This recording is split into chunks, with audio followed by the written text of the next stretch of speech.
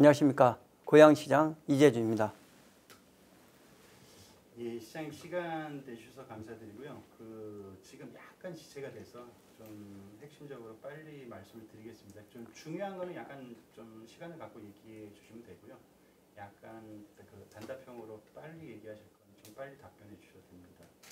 오늘 시간 계산해 봤더니 민선 7기 고양시장으로 취임한 지 93일째 되는 날이라 딱 보니까 한 3개월 정도 지났습니다. 고양시장직을 직접 수행한 소회를 먼저 좀 여쭙고 싶습니다. 예, 이 단체장의 역할에 대해서 새삼 느끼는 것이 이제 갈등이 상당히 많다. 그거를 어떻게 합리적으로 조율을 하고, 그리고 이제 이해 당사자 간에 수긍을 하는 거냐. 그 과정이 제일 어렵고 다른 책임감을 느꼈던 것 같습니다. 사실 의원 생활을 할 때는 그러한 어떤 중압감 이런 것들을 좀 느끼질 못했었는데, 그거보다 더 많은 이제 책임과 결과들이 따라오지 않나. 그래서 이 단체장이라는 것이 상당히 무거운 직책이구나, 이렇게 이제 새삼 느끼게 됐습니다. 도의원을 몇 년 하시는 거죠? 예, 8년 했습니다. 그리고 재선하시는 거죠? 예. 도의원 활동을 꽤 오래 하신 셈인데, 도의원 경험이 이제 시장 직무를 수행하는데 이제 도움이 되는 측면이 분명히 있을 거고, 도의원 때는 경험하지 못했던 부분이 또 있을 건데, 그 두 가지를 연결해서 같이 좀 말씀해 주시죠. 저는 도의원 경험이 상당히 도움이 많이 됐다.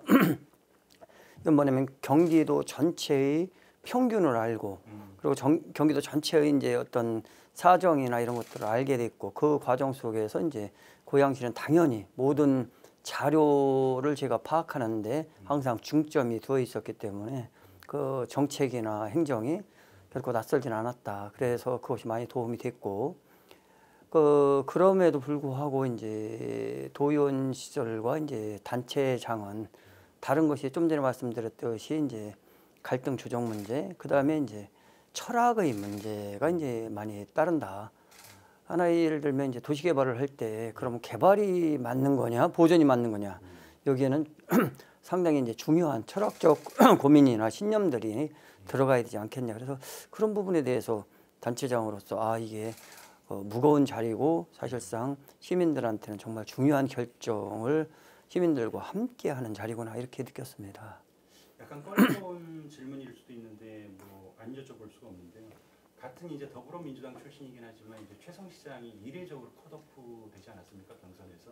그리고 당선이 되셨는데, 그게 이제 고양시 변화에 대한 고양 시민들의 갈증이 아니었을까 좀 싶습니다. 근데 어쨌든 전임 시장이 같은 당 소속이기 때문에 쉽지는 않겠지만, 그래도 객관적으로 최성 시장 체제에 대해서 어떻게 평가를 하시는지, 그리고 어떤 점이 부족해서 7기에서는 좀 보완을 해야 된다고 보시는지 한번 말씀해 주십시오. 그런 것 같습니다. 전임 시장님 시절에 이제 문화나 행사 내지는 어떻게 보면 정치적인 이제 구호로 이렇게 이제 정책을 리딩하는 그런 게 많이 있었습니다. 그것이 긍정적인 면에서는 고양시의 이미지나 고양시의 이름을 알리는 데는 상당히 기여를 했다. 그렇지만 이제 또 하나의 측면에서 보면 그것이 주민의 삶에 얼마만큼 밀접하게 연관이 되었을까, 이런 측면이 있는 거죠. 그래서 저는 이제 작은 정책이라도 시민들한테 감동을 주는 정책을 만들어야 된다. 그게 이제 생활 밀착형 정책이라고 표현을 하는데, 이번 같은 경우도 주문하는 것이 생활 밀착형 정책을 만들자.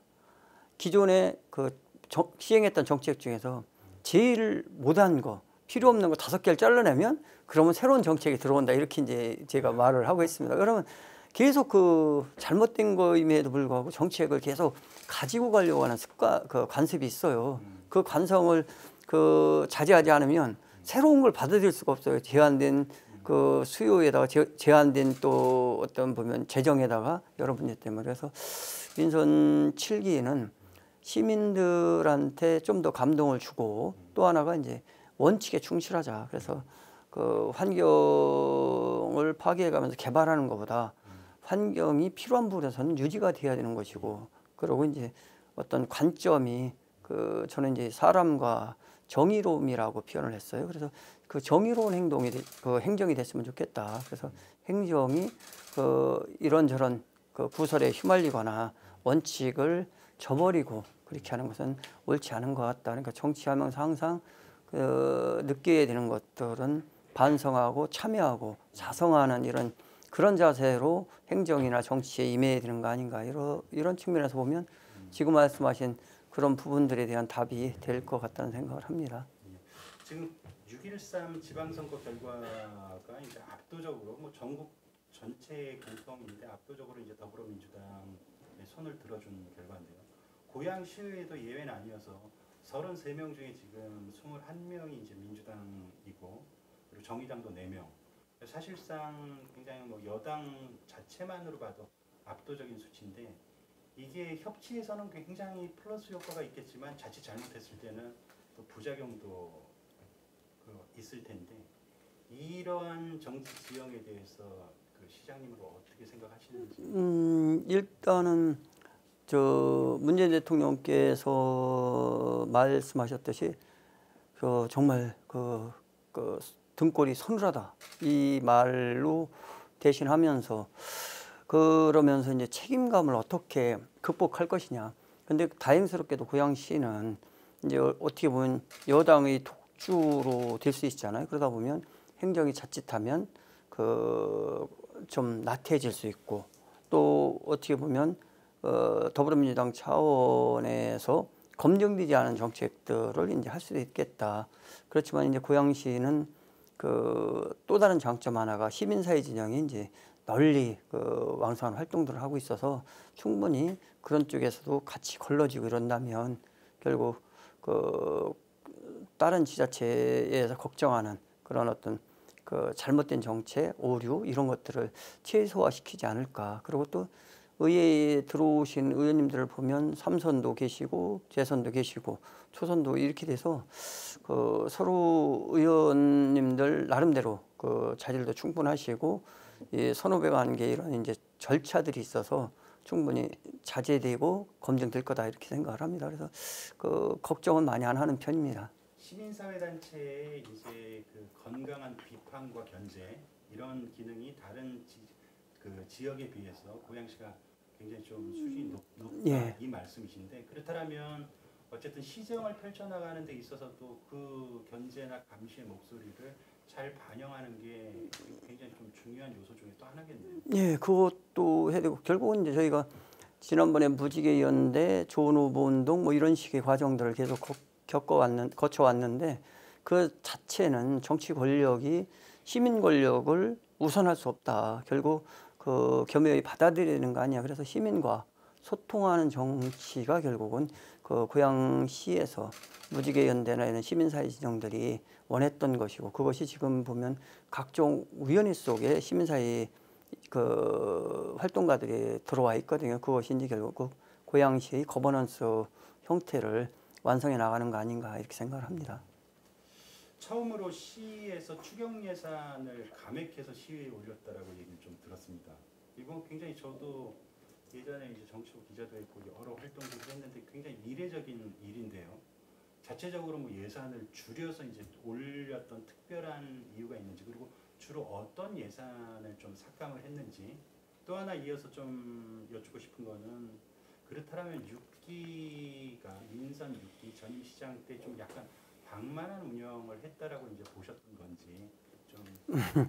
예, 곤란한 질문인데요. 어쨌든 그런 것 같습니다. 이번에 예산은 어떻게 짜야 될까? 사실 정해진 예산을 편성하는 거에 똑같은 옷을 입히면 똑같다는 거죠. 그래서 옷을 바꾸자.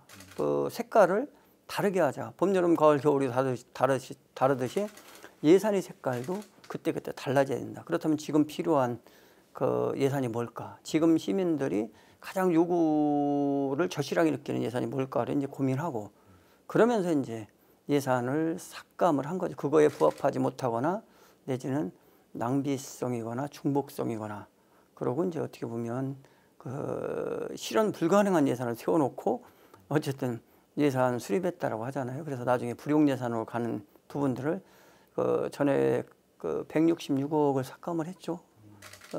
그래가지고 이제 그동안 생활 밀착형 SOC 이제 정부에서 말하기 전에 저희는 이제 그걸 편성을 했죠. 그래서 그쪽에 한 40억 정도 편성을 했고 10년 이상 민원만 제기되고 하나도 해결 못했던 몇 가지를 이제 하게 되고 그다음에 학교 교육 환경 개선 사업비로 이제 45억을 또 편성을 했습니다. 그다음에 또 일자리 예산 편성하고 이렇게 했는데 그거에 대한 반응은 좋은 것 같아요. 그리고 이제 이번에 추경에서 예산을 이렇게 감액 추경을 한 것은 분명한 메시지를 던진 거죠. 앞으로 본 예산이 짜질 때 이렇게 예산의 방향성을 갖고 가야 된다. 이거. 방향성을 깨라. 예.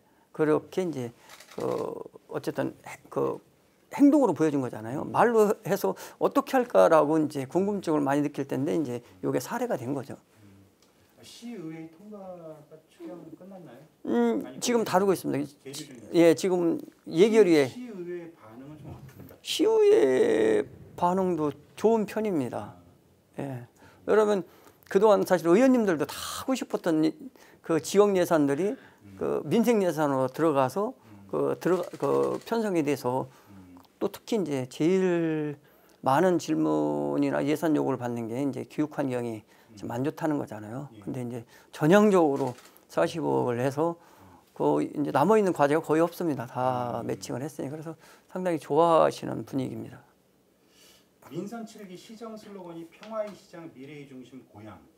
간단히 어떤 의미인지 좀 말씀해 주시죠. 지금 평화라는 것이 이제 남북 간의 평화일 수도 있고 어떻게 되면 우리가 지향하는 최고의 가치가 평화라는 측면도 될 수 있습니다. 그렇지만 4.27 남북 정상회담이 되고 그때 프레스 센터가 유치됐던 곳이 고향입니다. 사실은 두 정상이 만난 곳은 판문점이지만 여기서 만나신 거죠. 그래서 저희는 그거와 더불어서 고양시가 3중구에 시달리고 있습니다. 하나는 이제 수도권 규제법, 그다음에 그린벨트법, 군사시설보호법. 그래서 고양시는 공장 하나 질 수도 없고 대학교 하나 유치할 수도 없습니다. 근데 이거를 열어줄 수 있는 부분은 결국 남북 경협이거든요. 그래서 남북 경협 관련 기업들을 유치해서 우리도 자족 도시로 나가잖아요. 이제 하나의 이제 우리의 방향성이면서 이제 출발점을 평화라는 남북 정상회담이라는 것을 찾는 것이고 또 하나 이제 미래의 중심이라는 것은 고양시가 이제 남북 통일 시대에 보면 제일 중앙입니다. 그리고 개발 안 된 땅이 고양시와 파주시 인접 지역에 너무나 광활한 땅이 있어요. 이게 광해군 시절에 사실 여기 수도 이전 얘기도 나왔던 그런 지역이고 상당히 상징성이 있는 곳이다. 그러고 개인적으로 우리 고양시 자체적으로 봐도 대한민국에서 이제 앞으로 지향해야 되는 것은 대한민국 최고의 도시가 되어야 된다. 나아가서 세계적으로 제일 중심 도시가 되어야 된다. 이런 이제 우리 포부 고양시의 미래 비전을 밝힌 거죠. 얼마 전에 이제 국제 교류 지역으로 여기가 선포가 됐죠. 그래서 국제 협력 교류 지역에 갖춰야 될 호텔, 그다음에 벤처, 그다음에 킨텍스라는 전시관 이거에 모든 스포츠 시설까지 갖고 있는 이런 기초단체가 없습니다. 수도권에서 유일하고 그래서 모든 인프라가 되어 있는 여기가 결국 미래의 중심지가 되지 않겠냐. 마이스 산업의 거점이 될 수 있다는 말씀이시죠? 그렇죠. 마이스 산업도 되고 이제 테크노밸리가 여기에 20만 평이 이제 개발이 되고 있고 영상산업단지가 또 10만 평, 대공역세권 개발 또 몇십만 평 이렇게 되니까 사실상 저희가 계획대로 된다면 판교보다 더 커지는 거죠. 예, 이어서 남북교류 문제는 이후에도 좀 제가 좀 여쭤보겠습니다. 4대 시정 목표 주요 키워드를 받은 이제 평화경제, 사람 중심, 시민행복, 지속발전 이 부분에 대해서도 간단히 좀 설명. 평화경제는 아까 말씀드렸듯이 그런 이제 의미를 갖고 있고요. 예. 그리고 뭐니 해도 시민이 사람이 중심이 되는 이제 정책이어야 된다. 결국 도시라는 것은 건물이 아니라 사람이라는 거죠. 그리고 사람을 위해서 다 부수적인 일들이기 때문에 그렇게 되어야 된다는 생각을 하는 것이고 그래서 이제 사람들이 어떻게 시정에 참여할까 이런 것까지 고민을 하는 것이고 그다음에 시민 중심이라는 것은 결국 시민 행복이라는 것은 결국은 시민들이 어떠한 것을 원하는가. 그래서 이번에 저희가 한 300 몇십 개의 그 민원 처리 규정을 바꿨어요. 그래서 어떤 건 뭐 20일 정도 민원 처리 기간을 단축시킨 것도 있습니다. 그러니까 그 민원 처리 기간을 그 시민들이 체감할 수 있도록 단축을 획기적으로 시키자 해서 정말 저희가 열심히 해서 절반 이상을 단축시켰습니다. 그래서 주 5일 근무인데 그 민원 처리 기간이 제일 많은 게 7일입니다.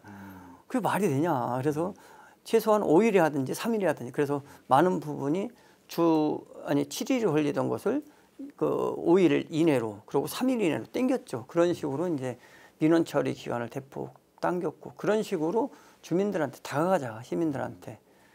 그리고 이제 지속발전 도시라는 것은 사실은 우리가 너무 남용하고 있죠. 자원이나 환경이나 공간이나 땅을. 이 부분에 대해서 이제는 우리 권리가 그렇게까지는 아니다.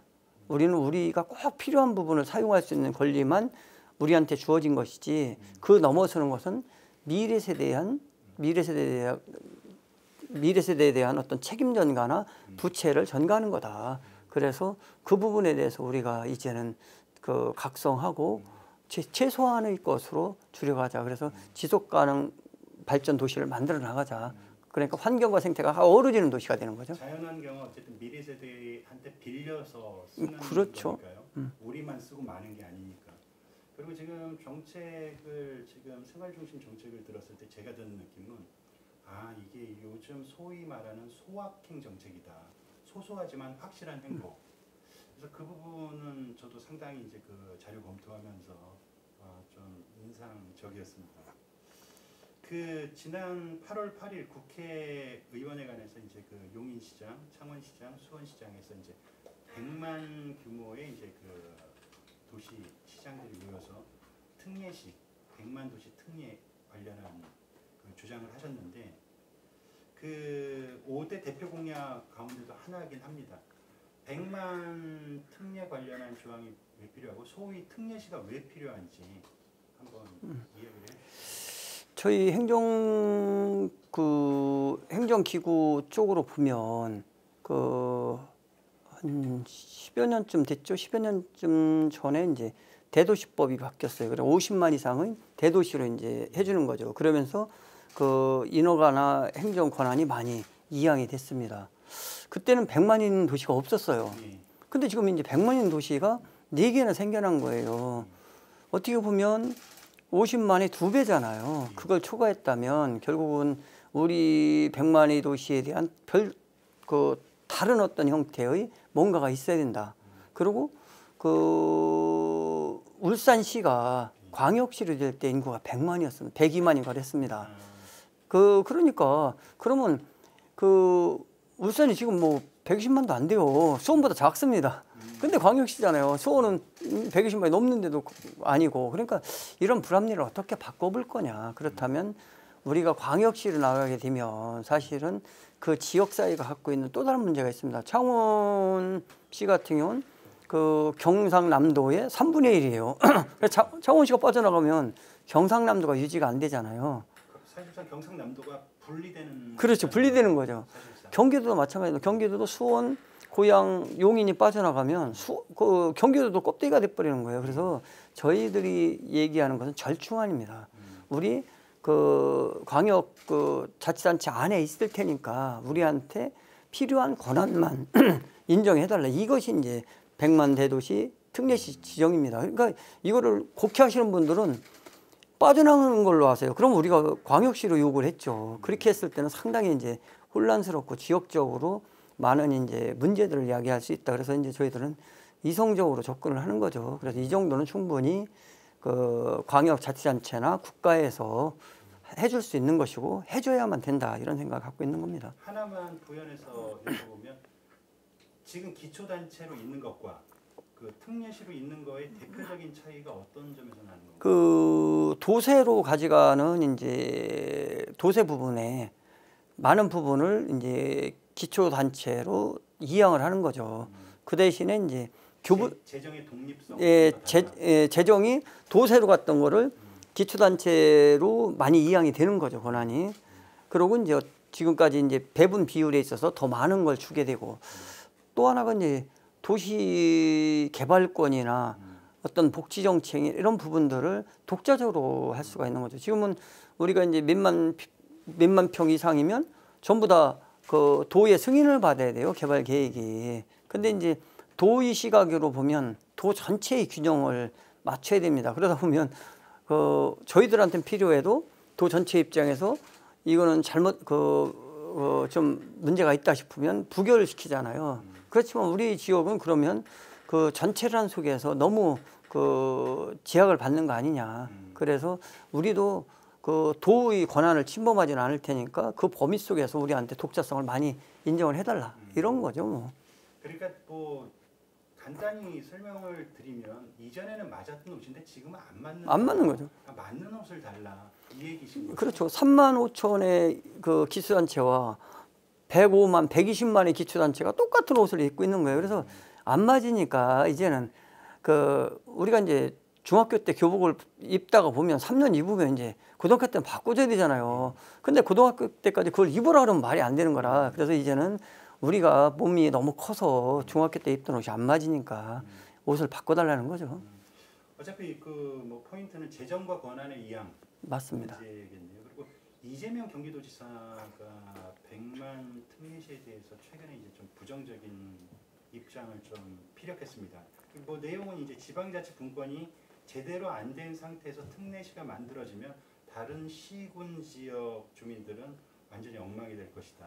사실은 아까 재정 이양 문제도 그렇고 권한 이양 문제도 그렇고 그게 이제 도에서는 뺏기는 듯한 느낌을 받기 때문에 그러셨을 것 같은데, 어쨌든 이재명 도지사의 이런 좀 부정적인 입장에 대해서 어떻게 생각하십니까? 조금은 당혹스럽죠. 왜 그러냐면 뭐 이재명 도지사께서 시장이셨을 때 100만 대소시 특례를 주장하셨던 분인데, 지금 그렇게 표현하는 것은 제가 볼 때는 그 한 부분만 잘려서 그 언론에 노출된 거 아닌가. 그럼 전후 사정에서 보면 그 좀 완급을 조절해야지 그런 식으로 표현을 전제를 까지 않았을까, 이렇게 이제 추측하면서, 그럼에도 불구하고 지방 분권이 제대로 안 됐다라는 것은 도지사가 국가에 대해서 할 말이지 기초단체에 그렇게 할 말은 아닌 것 같다.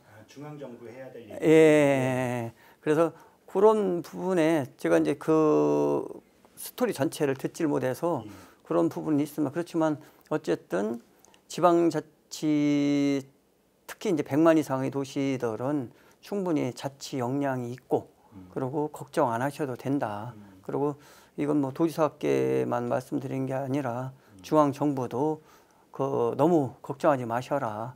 이미 100만 이상의 도시들은 민주적인 그리고 지방자치에 대해서 훈련되고 그만큼 성숙된 분들이 그 지역을 그 진짜 철저하게 시민 중심으로 그 같이 끌어가고 있다, 운영하고 있다, 이렇게 표현할 수 있죠. 이게 그 도지사의 시각과 시장의 시각은 뭐 다를 수밖에 없죠. 그렇죠. 이제 뭐 관할하는 것도 다르고 다 달라서. 그래서 광역단체와 기초단체의 고민들도 다르고 사정도 다를 텐데, 뭐 전에 지금 뭐 약간 말씀을 하셨지만 광역단체와 기초단체, 그 예를 들면 이제 경기도와 고양시는 어떤 관계여야 되는지 혹시 말씀을 더 하실 게 있으면. 그렇죠. 서로 상생 협력하는 관계가 된다고 봅니다. 그 경기도라는 곳이 그 1,300만 명이 거주를 하고 있습니다. 그리고 어떻게 보면 재정도 뭐 30조가 넘어가고, 이 어마어마한 도시가 모든 것들을 다 알 수가 없어요. 그러니까 기초단체에서 하는 일들을 그 도에서는 많이 지원해주고, 대신 중앙 그 도에서 중앙 집권적으로 이렇게 통제해야 되거나 내지는 꼭 그 관철시켜야 되는 부분에 대해서는 철저하게 저희가 협조를 해드리고 이렇게 가는 것이 맞다. 그것을 단지 기초단체다, 그 광역자치단체다 해서 이렇게 판단하기엔 좀 무리가 있지 않겠냐 이런 생각을 하면서 지금 보면 세종시도 있고 그다음에 제주특별자치도도 있고 사실 다 저희보다 작습니다. 그럼에도 불구하고 자치 역량 충분하고 그걸 어쨌든 광역자치단체로 다 인정을 해주지 않습니까? 그렇다면 이거에 대해서 이제는 그 기초다 광역이다를 구분하는 것이 아니라 우리가 같이 갈 수 있는 파트너이 아니냐의 부분에서 저는 이재명 도지사랑 충분히 고양시는 같이 가는 파트너다 이렇게 생각을 하고 있습니다. 제주시는 2배쯤 되는 거죠? 네, 맞습니다.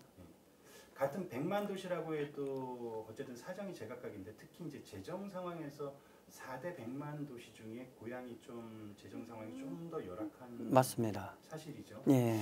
근데 시장님이 계속 얘기하셨던 여러 가지 것들을 제대로 하려면 사실상 재정이 가장 중요한 문제인데 이 문제에 대해서 어떤 좀 타개책이나 앞으로 이제 재정 확대 방안에 관한 좀 보관들이 있으신지. 그래서 이제 재정 확대 방안이 이제 2가지인데 하나는 이제 국도비를 많이 확보하는 겁니다. 그건 이제 국도비 그 확보 특별 TF팀을 만들어서 이제 가동하고 있고요. 또 하나는 이제 그거예요. 그 우리 세수를 늘려야 되는데 결국 세수를 늘릴 수 있는 방법은 재산세하고 취득세하고 지방소득세입니다. 지금 제일 문제가 되는 것이 지방소득세인데 지방소득세에서 다른 우리와 100만 정도 동일한 이제 규모의 그 자치단체랑 약 그 3천억에서 5천억 정도 차이가 납니다. 고양시는 철저하게 베드타운으로 서울의 위성도시로 설계가 된 거예요. 공장 하나도 못 짓고 그 뭐 창고 하나도 제대로 못 짓고 막 이런 식들이 많이 있었던 거고 다른 그 시들은 그렇지가 않은 거죠. 뭐 창원 같은 게 다 공단이 있고 수원도 공단이 있고 뭐 삼성전자 있고 막 이러잖아요. 그 저기도 그 뭐야 요민도 그렇고 다 그렇습니다. 저희만 안 되는 거예요. 그래서 저희가 이제 타겟책으로 내세운 것이 그래서 이제 평화경제 특별시라는 거. 그러니까 여기는 평화경제 내지는 북한과 경제 교류협력을 하는 기업들에 대해서는 우리 고양시에 입주하도록 허용해달라. 이제 더 이상 잠만 자는 것이 아니라 자족시설을 갖춘 도시인데 그걸 하려고 그러면 수도권 정비기획법을 다 바꿔야 되는데 그거는 국회 통과가 어려우니까 이 부분만 그 북한과 그 경제 교류하는 기업들에 대해서만 여기 들어오게 좀 해주면 그러면 그거에서 세수가 들어오고 우리는 거기에서 발전 모델을 만들겠다. 그래서 이제 거기에 관련된 것이 또 하나가 이제 우리가 특화시키는 것은 영상하고 그다음에 이제 테크노밸리인데 그 2개가 이제 30만 평이 개발되니까 거기에 입주하는 기업들이 또 다른 그 세액 수입을 우리한테 가져다 줄 거다. 그거를 빨리 조기에 완성시키자 이런 목표를 갖고 가는 거죠. 남북 평화에 기초한 이제 그 명분, 네. 하나는 이제 전문성 강화. 이 2마리의 토끼를 쫓으면서 이제 재정 확대 방안을 좀 만들겠다. 네. 이런 말씀이시죠. 그리고 지금 공약들을 쭉 봤더니 5대 대표 공약 중에 파리 기후 협약 준수 이게 있습니다. 네. 기초단체에서 참 공약으로 5대 공약으로 내건 건 굉장히 이례적인 문제인데 좀 이거는 환경도시 고양이라는 포지셔닝을 명확히 하기 위한 보관이신가요? 네, 맞습니다. 저희가 이제 지금 기본적인 전제 조건이 뭐가 있냐면 이 장항습지라는 곳이 있습니다. 그러니까 그 민물과 썰물이 이 안까지 들어오는 그 강이 많지가 않아요. 그리고 다 댐으로 되어 있고, 근데 이쪽 수도권에서 유일하게 여기만 이제 물이 들어왔다 나갔다 하는 지역이에요. 장항습지. 예, 그래서 장항습지를 그 남사로 사이트에 등록을 하려고 합니다. 그래서 그것이 하나의 국제적인 문제고 또 우포늪처럼요. 네? 우포늪. 예, 거기처럼요. 그리고 또 하나가 이제 그 여기가 뉴타운 지구가 참 많습니다. 이 도시재생이 지금도 논란이 되고 있는데 도시재생을 어떻게 할 거냐. 그러니까 20년 쓴 그 건축물들을 헐고 다시 짓는 것이 맞는 거냐. 그렇지 않으면 이거를 도시재생으로 가서 6, 70년 쓰는 그런 도시를 만드는 것이 우선이냐. 그래서 그 도시재생의 성공 사례를 우리가 만들어내면 그 하나도 자연이라는 개념인 거죠. 그러고 또 하나가 이제 그 지금 파리 기후협약이 2030년입니다. 그러니까 이제 12년 남았는데 국가도 그렇고 아무도 그렇고 단계별, 연도별 감축 계획을 안 세워요. 그래서 저희는 1년에 최소한 탄소 배출량을 1%든 2%든 감축하는 계획을 만들자. 먼저 예, 그거를 계획성 몇 년 전에 얼마씩 감축하겠다는 계획을 세우고 그 계획에 따라서 도시 계획이나 건물 개조나 그 태양광 발전이나 뭐 이런 것들을 이제 그 실천적으로 접목해 나가는 거죠. 그러한 실증 도시를 만들겠다. 적어도 30년에 그런 상황이 왔을 때 그 혼란스럽지 않고 그리고 그걸 통해서 국가의 환경 정책도 우리가 견인하겠다. 이거는 이제 피해갈 수가 없는 거잖아요. 이미 미국까지 들어온 거잖아요. 미국이 원래 안 들어왔었는데 미국이 참여함으로써 전 세계가 이제 하게 되는 거고. 근데 이미 선진국들은 아프리카나 남미나 이런 데 가서 탄소 배출권을 많이 확보를 했어요. 근데 우리는 하지도 않았잖아요. 그러면 우리 기업들이 탄소 배출량을 줄이지 못하면 기업이 공장에 쓰고 비행기가 날지 못하고 외국 국적의 항공사만 이용해야 되는 이런 문제가 오는 거예요. 이거 가상이 아닙니다. 금방 올 거예요. 10년 후에. 그렇죠. 그 대비를 아무도 안 하니까 우리는 하겠다. 그래서 이제 우리 조건도 잘 되어 있고 이것을 극복해 나면 그것이 환경이니까 그거에 우리 정책 의지와 그리고 지금까지 우리가 과다 사용한 이 지구나 환경에 대해서 좀 참여의 모습으로 도시를 바라보자. 그것이 이제 파리 기후협약 준수 도시가 되는 거죠. 굉장히 좀 이례적으로 봤습니다. 그 지역화폐, 고향페이, 뭐 요즘 이제 그 지역화폐 문제는 뭐 비단 지금이 아니라 예전부터 얘기가 됐고 지금 많이 현실화되고 있는데 그 장점도 물론 있겠지만 단점에서 가장 큰 게 이제 호환성의 문제에 그래서 자칫 잘못 사용됐을 때 그냥 지역화폐 낸 거 말고 실제 이제 범용화되거나 상용화되지 못하는 이런 좀 폐단들도 있는데 고향페이를 내년부터 도입하겠다는데 이런 단점이나 부작용들에 대한 시뮬레이션은 되셨습니까? 그래서 지금 이제 그런 것들을 검증은 하고 있습니다. 저희가 이제 두 가지 중에서 하나를 이제 선택을 했는데 몇 차례 뭐 이렇게 간담회도 하고 이랬는데 그래서 체크카드로 하게 되면 단점이 거의 해소가 됩니다. 이미 가맹점이 거의 다 이제 카드 가맹점이 돼 있어서 그리고 이제 QR 코드로 하게 되면 사실은 가맹점을 모집을 해야 돼요. 그러니까 이게 되게 어려운 부분입니다. 그래서 내 돈을 쓰려고 그러는데 돈을 내가 쓸 수가 없어서 일부러 그 가맹점을 찾아다녀야 되는 거잖아요. 그래서 이 불합리 때문에 지금 경기도 내 기초단체들이 대부분 그 체크카드로 이제 그 지류 화폐로 처음에는 갔다가 이제 전자화폐가 맞다 해서 이제 다 방향을 바꿨죠. 그래서 그 체크카드로 가는데 아마 저희들도 둘 중에 하나 조만간에 결정을 할 겁니다. 그러면 체크카드로 쓰면 사용자 입장에서는 그 체크카드 쓰듯이 쓰면 되는 예, 건가요? 그렇죠. 그러니까 사용자 입장에서는 전혀 제약이 없습니다. 단지 어디서나? 근데 이제 그 대형 유통업체나 대기업 이런 데서는 사용을 못 합니다. 이게 이제 저희가 제안한 것이 지역 소상공인 소상공인 중심이라 그쪽에서 유통이 돼야 되기 때문에 그러니까 대기업이나 대형마트를 제외하고 거의 다가 되는 거죠. 밑에 사이즈에 중소 사이즈에서는 다 중소 사이즈 우리 문화시설 뭐 체육시설 이런 거 이용하는 거 다만 이제 고향에서 통해 네, 고용에서만 통해 되는 거죠. 그러니까 직불카드인데 그런 두 가지 그러니까 지역에 대한 제한 그리고 규모에 대한 제한 말고는 거의 없죠. 예. 예. 그런 그 남북 평화가 무르익으면 익을수록 고양시는 지정학적 위치 때문에 이제 주목받는데 이에 대한 이제 주요 공약들도 많이 내놓으셨고 그 가운데 대표적으로 이제 그 추진하려고 하고 있거나 이거는 무지 중요하다라고 생각하는 좀 대표적인 핵심적인 것들이 있더라면 좀 말씀해 주십시오. 저희가 남북 평화 시대에 지금 준비하고 있는 게 이제 그 남북 표준 도시를 만들자. 이게 이제 하나의 이제 주제입니다.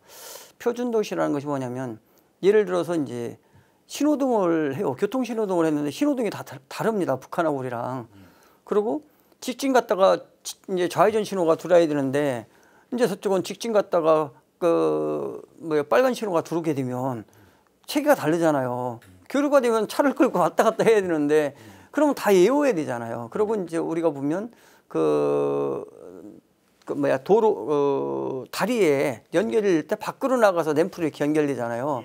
이거를 이제 우리 그 동작대교인가 이거처럼 안으로 들어가서 램프를 연결하게 되면 이 되게 혼란스럽잖아요. 그래서 그런 것들을 이제 또 어떻게 보면 통일하는 거고 환경적으로 보면 물에 대한 관리나 이런 것들도 우리가 표준 기준을 만들어서 같이 이제 공동으로 쓰게 되고 만약에 이제 급수가 문제가 생겼어요. 우리 게 오염됐어. 그럼 북한에서 갖고 올 때도 그 기준에 맞아야 우리 그 저기 정화시설을 통해서 정수시설을 통해서 이거 먹을 수가 있잖아요. 그런 것도 그렇고 이제 그런 이제 과정을 거치면서 이제 교란 같으면 하중도 우리 이제 40톤인가 50톤이에요 저희가. 그거 지나가야 되는데 북측은 이제 만약에 20톤이다 그러면 이게 가다가 무너지잖아요. 그러니까 이 모든 것들을 통합하지 않으면 결국은 안 된다. 그래서 표준을 남북 간에 만들자. 물론 거기에 이제 언어라는 것도 있고 그러면서 저희가 제일 먼저 하고 싶은 게 이번에 인도네시아 가서도 이제 그 여러 기회에 말씀을 드렸는데 그 유소년 스포츠 센터를 만들자. 남북 유소년 스포츠 센터를 고양시에 유치하고 싶다. 그래서 몇 살까지는 그 기술이나 용어를 같은 용어를 쓰는 거죠. 그러니까 이분 단일팀이 됐는데 가생이로 나와. 가장자로 나와. 이 용어가 안 맞는 거예요. 저게 무슨 소리야. 야 빨리 차 안 되잖아요. 그럼 뭔가 우리가 스포츠 용어로 통일을 해놔야 그 감독이 돼도 금방 알아듣고 이렇게 되잖아요. 그러니까 이런 일들이 안 되면 나중에 그 프로 선수가 되거나 국가대표가 돼도 이 용어부터가 알아듣는데 좀 어렵고 또 기술이 다르기 때문에 기술에 대한 용어도 다르고 그러니까 이게 서로 이제 접목하는 데 상당히 어려움이 있겠다. 그래서 그러면 유소년 시절에 만이라도 그걸 하게 되면 그 각자 가서 더 발전시키는 거는 각자 알아서 할 일이지만 기본적인 용어나 기본적인 그 기술이나는 같이 가지 않겠냐. 그리고 거기가 더 발전된 게 있으면 우리가 받고 우리가 더 발전된 게 있으면 또 해주고 이렇게 하면서 그 넓혀 가서 결국은 그런 모든 것들을 우리 고양시에서 학술 세미나나 이런 것들을 통해서 그 계속적으로 지속적으로 그 표준 도시 만드는 표준화 작업을 하고 그를 통해서 이제 북측에 우리 고양시라는 지명을 알리는 거죠. 그쪽에 있는 스포츠 관계자 내지는 전문가들이 여기로 오게 되잖아요. 오고 나면 그래서 저희는 이제 아마 다음 주 정도에 저희가 이제 뭔가 발표할 계획인데 저희한테 이제 그걸 해달라는 거예요. 지금 개성공단에 연락사무소가 있잖아요. 남측 연락사무소는 고양시에 해야 된다는 겁니다. 서울하고 가깝고 서울로 갈 수는 없잖아요. 서울로 가면 대사급이니까 여기가 딱 적지거든요. 그래서 이런 것들을 통해서 저희는 연락사무소를 고양시에 유치하고 싶은 겁니다. 한편으로 보면 지금 표준화 작업은 무지 중요한 문제인데 사실 기초단체에서 이렇게 해결할 수 있는 문제가 아니죠. 정부 차원에서 해야 되는 건데 그게 아까 시장님 구상 중에 평화특례시를 좀 해달라. 네. 그거랑 다 맞물려 있는 겁니다. 평화특례시가 되면 부처에서 그러니까 그 중앙 정부에서 여기에서 먼저 시범적으로 해보자라는 게 될 수 있는 거잖아요. 네. 그리고 그리고 그걸 전국으로 다 시행할 수는 없으니까. 그렇죠. 그리고 여기에 그렇게 그러니까 이게 이제 시줄날줄 엮여 있는 거네요. 예, 그렇죠. 다 이게 평화경제 특별시 속에 다 들어있는 거죠. 예, 알겠습니다. 그 남북 교류 협력이 잘 된다라면, 뭐 물론 안 된다라면 좀 그렇지만 잘 된다라면 진짜 고양시야말로 통일이 밥 먹여준다는 대표적인 도시가 되겠네요. 맞습니다. 이미 저희는 준비를 다 끝냈습니다. 그 고양시의 행복한 약속 가운데 하나 시민안전보험 산후조리지원금 이게 그 언제 시행 예정이에요? 내년에 시행 예정입니다. 그래서 이번 본 예산에 그 예산이 편성될 거고요. 산후조리원 얼마 전에 이제 정부도 발표한 것 같아요. 근데 저희는 이제 산후조리비로 1인당 지금 한 50만 원 정도 지원하는 걸로 이렇게 생각을 하고 있고. 이거는 뭐 한 자녀, 두 자녀, 세 자녀 제약이 구분 없이. 예, 왜 그래? 첫째를 낳아도 그렇다. 예, 그걸 자꾸 전에는 셋째 아이서부터 했습니다. 셋째 아이 낳는 사람이 거의 없고요. 그 정책 실효성도 없었는데 이제는 한 자녀만 낳아도 고마운 세상이 됐습니다. 그래서 저희는 한 자녀서부터 좀 할 생각입니다. 시민안전보험은 지금 인천시도 발표를 했거든요. 그러니까 그 전체를 대상으로 그러니까 시에서 그 보험사하고 계약을 해서 맺는 그 같은 개념입니다. 같은 개념이에요. 저희가 최고 상한액이 1,000만 원으로 해서 해보니까 인천시도 같더라고요. 비용도 그렇게 많지가 않아요. 대신 근데 안전하죠.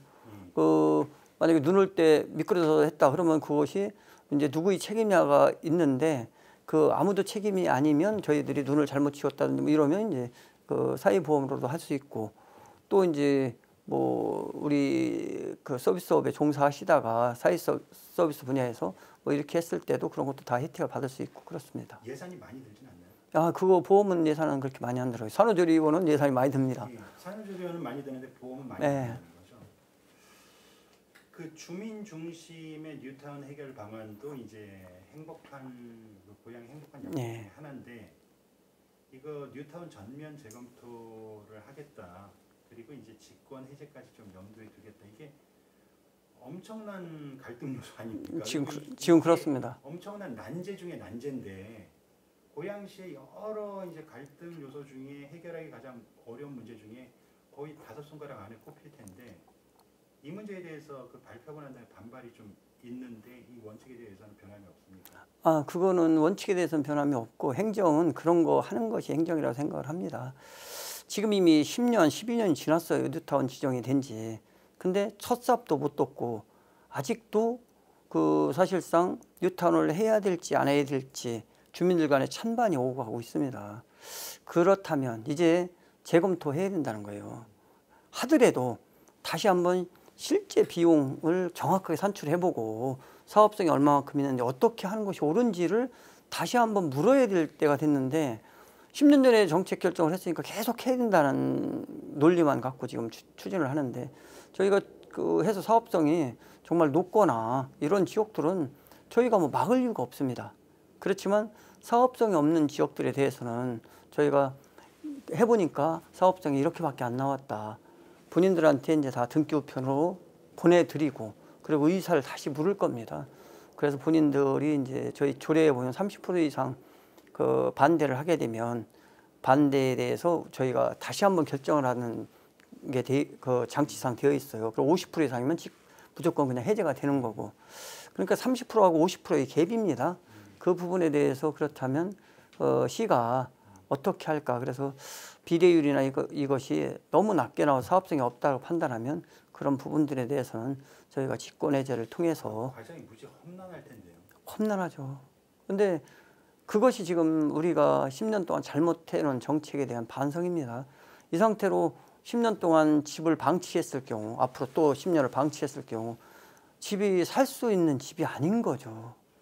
그러니까 지금 하나도 재투자가 이루어지질 않고 있거든요. 그렇지만 또 특히 요새 보면 이 저희 지역의 그 뉴타운 지역들은 대부분 역세권을 끼고 있습니다. 그래서 소규모 도시개발 사업으로 이 법이 바뀌었거든요. 그래서 그런 쪽으로 하면 금방 개발도 되고 또 충분한 재산 가치도 그 좀 더 증식도 할 수 있고 여러 가지 좋은 점들도 있습니다. 그러니까 이 족쇄를 스스로 그 집 주인들이 원하는 대로 한번 풀어줘 보자.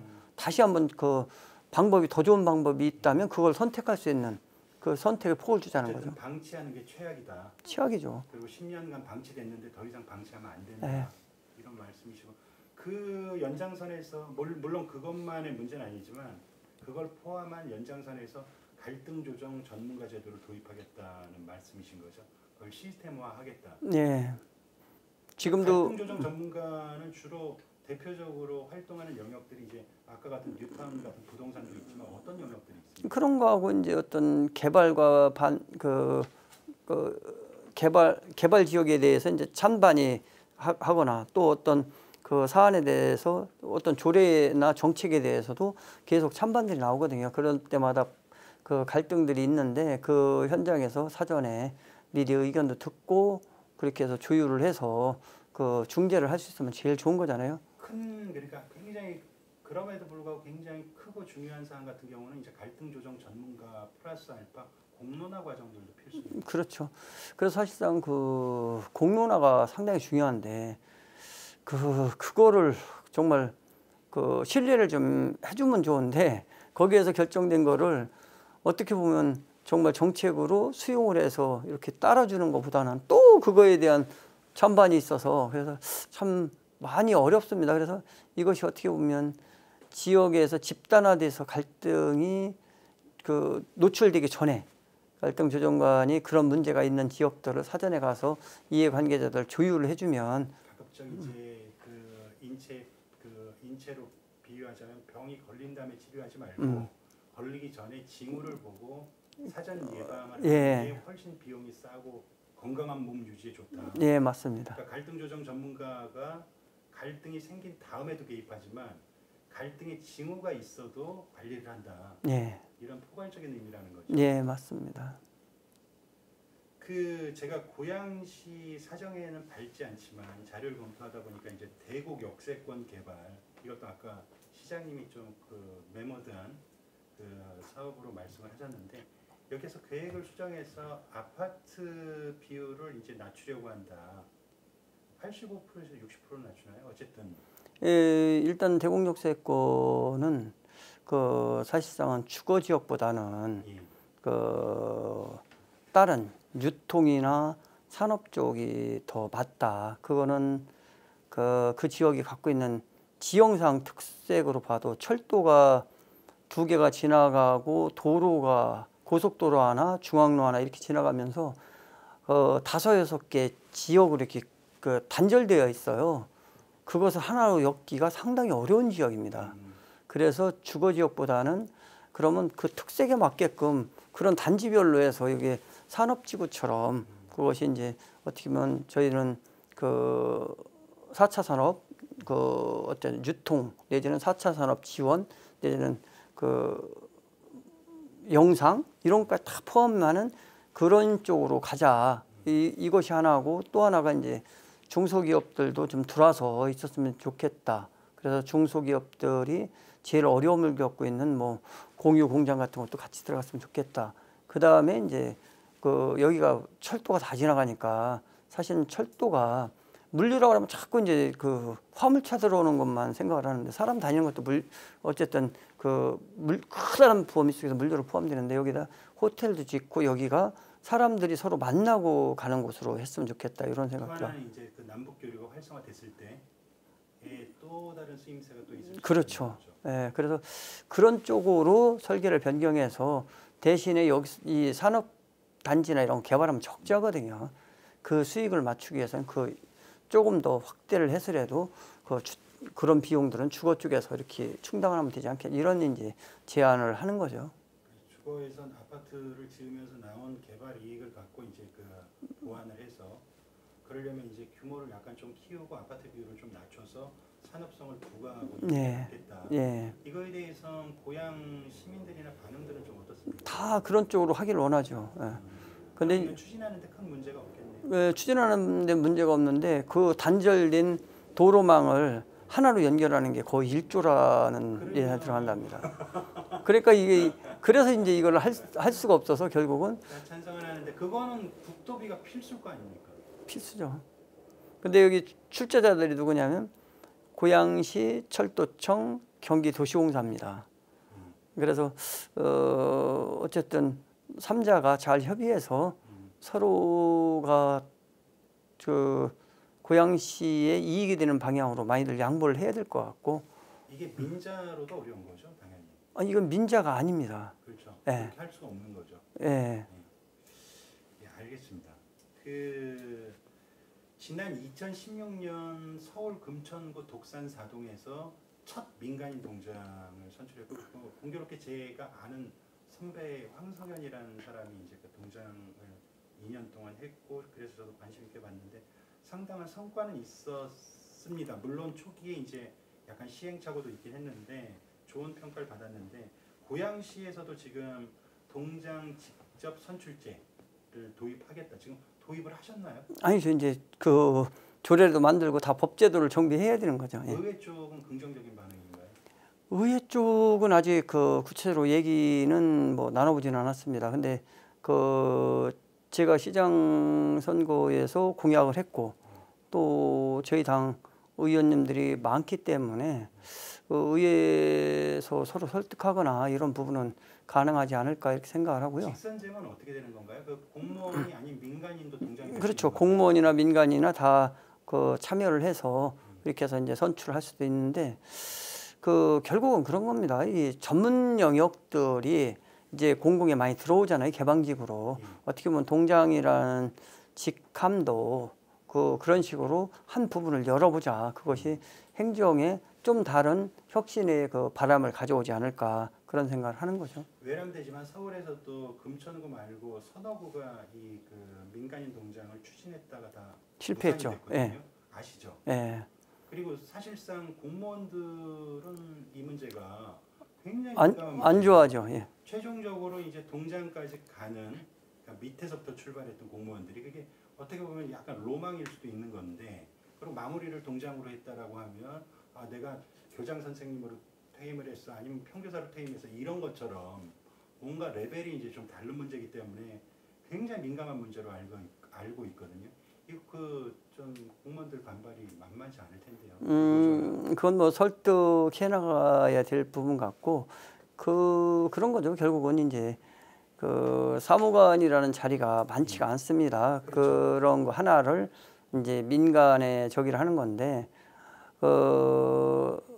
제가 볼 때는 지금 개방직으로도 이제 많은 부분들이 이제 들어오고 있어요. 그래서 그렇게까지 해야 될 상황은 아니라고 보고, 그러고 그것이 갖고 오는 시너지 효과라는 것은 다른 형태의 어떻게 보면 그 주민자치회나 내지는 이제 그 동사무소를 이제 주민자치회라고 하는데 그 운영 매뉴얼을 바꿔내고 그것이 행정의 그 전형을 이렇게 하니까 더 좋아해서 새로운 변화를 유도할 수 있다. 그렇다면 그것을 전문 개방직으로 5급 사무관 한 분을 채용한 거랑 별반 다르지 않다. 그런 것들이 가능한 정도의 저기는 되지 않겠냐. 시장님 관련해서 제가 자료 검색을 하고 인터뷰를 쭉 진행하다 보니까 참 여러 고양이 모기의 방울을 많이 다 하는 게 있어 좀 성공하길 바라고요. 혹시 제가 여쭤보지 않았지만 이 얘기는 꼭 하고 싶다 하는 게 있으시면.